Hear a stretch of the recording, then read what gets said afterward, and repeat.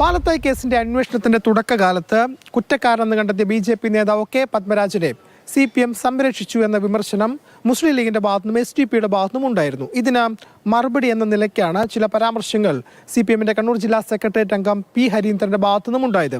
അദ്ദേഹം പറഞ്ഞത് ഇങ്ങനെയാണ്: നിങ്ങളുടെ പ്രശ്നം പീഡിപ്പിക്കപ്പെട്ടു എന്നുള്ളതല്ല, പീഡിപ്പിച്ചത് ഹിന്ദുവാണ്, പീഡിപ്പിക്കപ്പെട്ടത് മുസ്ലിം പെൺകുട്ടിയാണ്. ആ ഒരൊറ്റ ചിന്ത മാത്രമാണ് SDP-ക്കാരുടെ ചിന്ത. അത് പുതുസായ ചിന്തയാണ്, ലീഗിന്റെ ചിന്തയാണ്, അത് വർഗീയതയാണ്. ഹരീന്ദ്രന്റേത് വർഗീയ പരാമർശം എന്നായിരുന്നു മുസ്ലിം ലീഗിന്റെ പ്രധാന വിമർശനം. പാനൂർ കേന്ദ്രീകരിച്ച് CPM വർഗീയ പരാമർശങ്ങൾ നടത്തുന്നുണ്ട്. മുസ്ലിം വിരുദ്ധ പരാമർശങ്ങളാണിത്. അതിന്റെ ഏറ്റവും ഒടുവിലത്തെ ഉദാഹരണമാണ് ഹരീന്ദ്രന്റെ പരാമർശങ്ങളെന്നും ജില്ലാ അധ്യക്ഷൻ വിമർശിച്ചു. മതനിരപേക്ഷതയിലും സാമുദായിക സൗഹാർദ്ദത്തിലും ഒക്കെ കളങ്കമുണ്ടാക്കുന്ന ഏറ്റവും വൃത്തികെട്ട നെറികെട്ട ഒരു പരാമർശമാണ് CPM-ന്റെ ജില്ലയിലെ ഉന്നതനായിട്ടുള്ള ഒരു നേതാവിൽ നിന്ന് ഉണ്ടായിട്ടുള്ളത്.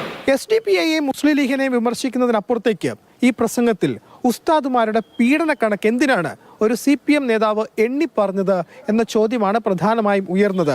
അതിന് CPM-ന്റെ കണ്ണൂർ ജില്ലാ സെക്രട്ടറി കെ രാഗേഷ് മറുപടി നൽകി. അദ്ദേഹത്തിന്റെ ഭാഗത്തു നിന്നും പറഞ്ഞു പോയപ്പോൾ പറ്റിയ ഒരു വിഷയമാകാം അത് എന്നതായിരുന്നു കെ രാഗേഷിന്റെ മറുപടി. മതനിരപേക്ഷതയ്ക്ക് വേണ്ടി ജീവൻ നൽകി പോരാടാൻ തയ്യാറായിട്ടുള്ള CPM-ന്റെ ഒരു നേതാവാണ്. ഞാൻ പറഞ്ഞു 5 തവണയാണ് RSS-കാർ അദ്ദേഹത്തെ വധിക്കാൻ വേണ്ടി ശ്രമിച്ചത്. ചിലപ്പോൾ പ്രസംഗിക്കുന്ന സമയത്ത് പല വാദങ്ങളും ഉപയോഗിച്ചിട്ടുണ്ടാവും. ഹരീന്ദ്രന്റെ പരാമർശം CPM-നെ പ്രതിരോധത്തിലാക്കുന്നുണ്ട്. വിഷയം വലിയ തോതിൽ ചർച്ചയാക്കി മാറ്റുകയാണ് BJP-യും SDP-യും മുസ്ലിം ലീഗും. കണ്ണൂരിൽ നിന്നും ഫെലിക്സ്, മാതൃഭൂമി ന്യൂസ്.